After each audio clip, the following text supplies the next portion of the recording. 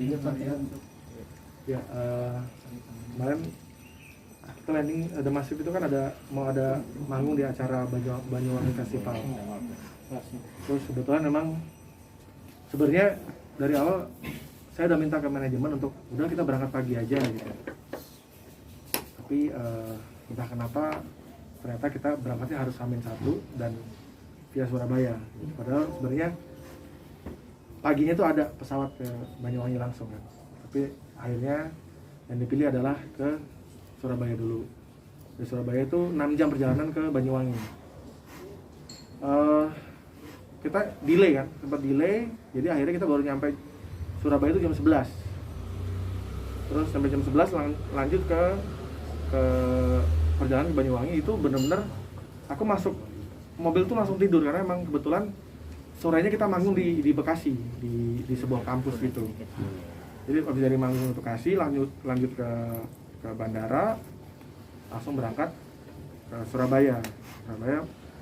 Pas masuk mobil menuju ke Banyuwangi itu benar-benar aku tuh tidur panjang jalan, tapi sempat kebangun dikit karena beberapa kali kayak ke rest area ada yang makan dulu, ada yang sempat minum kopi dulu dan lain-lain lah. Itu kalau nggak salah 2 kali berhentinya. Tapi itu juga aku masih samar-samar. Nah, jadi pas kejadian itu benar-benar semuanya tertidur pulas, benar-benar nggak ada yang bangun sama sekali.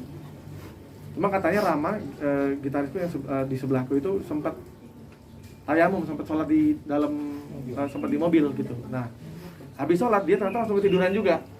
Jadi pas kejadian nabrak itu langsung benar-benar cepet banget kejadiannya. Tuh bunyi kencang banget. Aku langsung kebangun, tapi tahu-tahu udah kayak kepentok gitu, kepala udah kepentok. Terus ini juga ada bekas di sini, terus kayak ada nggak tahu ini kayak kena apa gitu. Ini baru kerasa juga, sama dengkul, sama ini yang agak lumayan. Sebenarnya ini karena waktu pas setelah kejadian tuh bengkaknya justru yang di jidat ini, benar-benar kayak kayak bola tenis lah gitu ya, gede banget gitu. Nah pas kejadian udah nabrak itu aku langsung turun, bener-bener refleks turun sambil keliangan, refleks ngambilin barang-barang.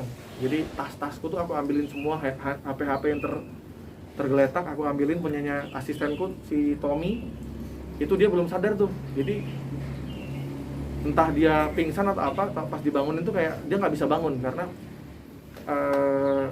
kakinya itu benar-benar nggak bisa gerak saat itu ya.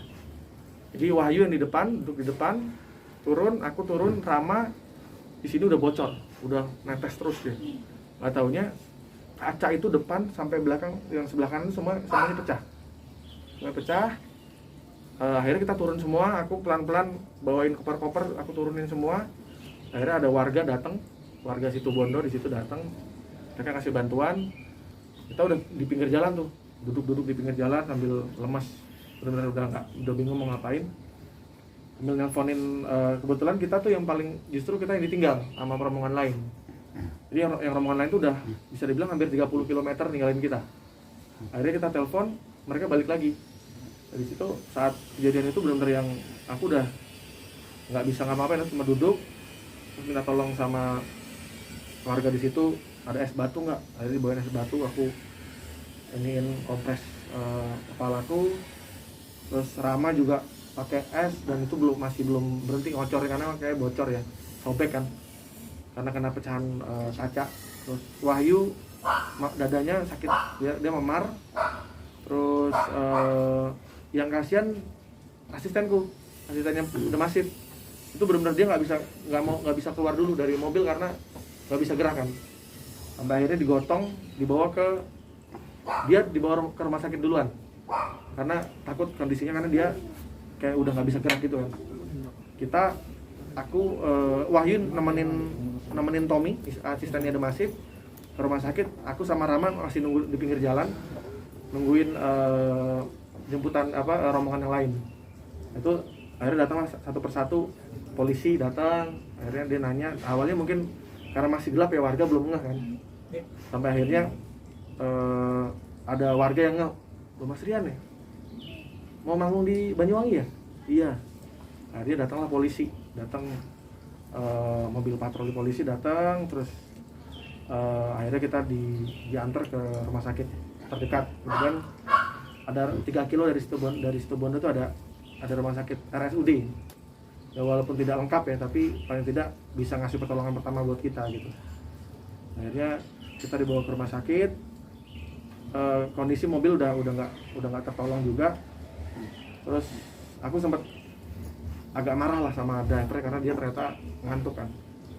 Jadi ini sebenarnya kelalaian manusia juga, karena dia bawa mobil ngantuk. Harusnya kalau ngantuk kan maksudnya dia bisa berhenti dulu kan. Dan kita kalau mau ditanya berapa kecepatannya waktu itu juga aku nggak terlalu tahu ya, karena tidur pulas kan. Tapi kalau dilihat dari kerusakan harusnya sih udah di atas 100 gitu. Jadi habis itu udah langsung ke rumah sakit dan dikasih pertolongan pertama, langsung disuntik untuk ngilangin rasa nyeri dan lain-lain. Aku lihat Rama langsung dijahit karena udah bocor kan, udah ngocor terus ininya darahnya. Rama tadinya minta bisa nggak kalau nggak dijahit, ya nggak bisa karena ini udah parah.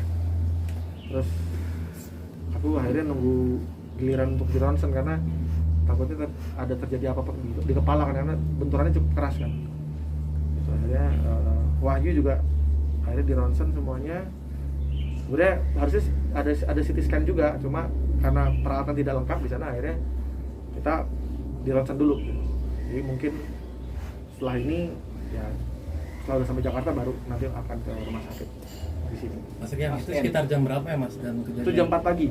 Iya, jadi dan di mobil ada berapa orang? Di mobil ada 5 orang, ada driver, ada Wahyu, ada aku sama Rama di tengah, sama Tommy di belakang, dia jagain barang-barang kan, ada tas dan lain-lain.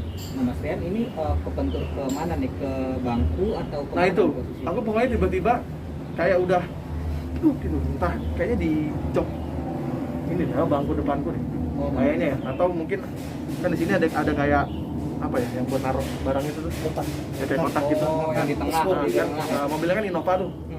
Jadi mungkin tahu-tahu pokoknya aku cepet banget sih kejadiannya. Benar-benar yang ini juga masih sakit, masih ngilu banget nih di sini. Jadi benar-benar yang langsung ke depan gitu. Dan kebetulan posisi kursiku tuh agak aku giniin kan, karena kan sambil tidur kan. Jadi Tommy juga, asistenku juga kayak terselamatkan karena dia ketahan sama kursiku. Jadi mungkin juga kalau aku misalnya kursinya biasa gitu, mungkin akan lebih ke depan lagi, kebuangnya gitu.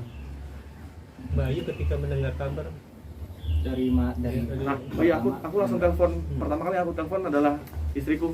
Jadi aku bolak-balik telepon dan belum angkat. Jam 4:16 ditelepon terus sampai aku angkat jam 5:40 ya. Aku udah kirim foto tuh.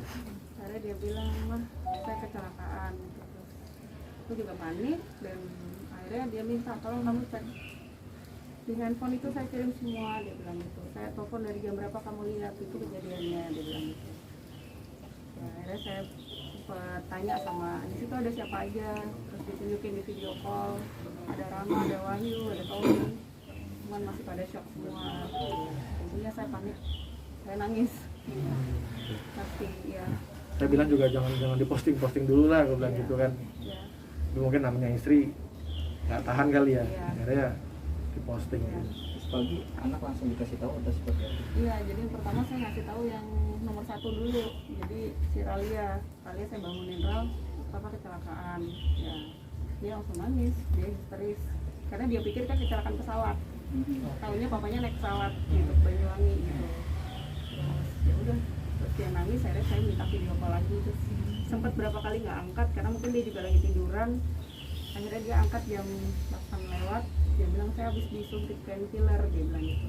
Oh ya udah, ini ngobrol dulu deh sama anaknya. Dia bilang gitu. Apa yang kebayang ketika dikabarkan kecelakaan? Apa yang dibayangkan? Membayangkan apa? Terjadi sesuatu apa pada Mas Rian? Membayangkan hal yang tidak ingin saya inginkan sih sebenarnya. Ya, saya udah kebayang hal itu. Sesuatu yang buruk sekali Ya, gitu ya? sangat buruk. Ya. Tapi akhirnya kembali lagi, makanya kenapa saya posting, saya cantumkan di situ ada ayat di situ, doa jika kita sedang mendapat musibah. makanya itu saya pikir kok saya posting, saya minta izin dulu kok saya mau posting gitu, kata Rian. Ya udah nggak apa-apa. Maksudnya hasil ronsen ketika itu apa? Batal? Terus tidak? Alhamdulillah sih tidak ada yang retak ya, tidak ada yang tergeser, terretak. Emang benturannya cukup keras ya.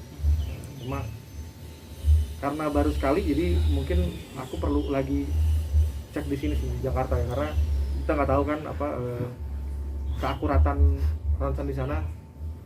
Karena kan memang namanya juga di daerah ya. Terbatas. Mungkin terbatas gitu, jadi tidak mungkin alatnya tidak selengkap di kota besar gitu. Kalau kemudian bahu merasa masih sakit sampai sekarang, itu efek dari mana? Benturan? Nah itu mungkin karena shock juga ya, karena nahan sesuatu dan lain-lain. Kemarin sih sebenarnya jadi kita nggak ada pilihan gitu, maksudnya kalau kita balik lagi, satu badan masih sakit banget, jadi kita memang udah gue pengennya istirahat dulu deh. Kita ke Banyuwangi dulu aja, kita di hotel dulu gitu. Karena sebenarnya malamnya kan kita harus manggung kan, harus manggung. Kita juga udah nggak kepikiran akan manggung atau tidak gitu. Yang penting gue tidur dulu, gue istirahat, gue minum obat. Gimana caranya? Aku dapat kasur dulu gitu.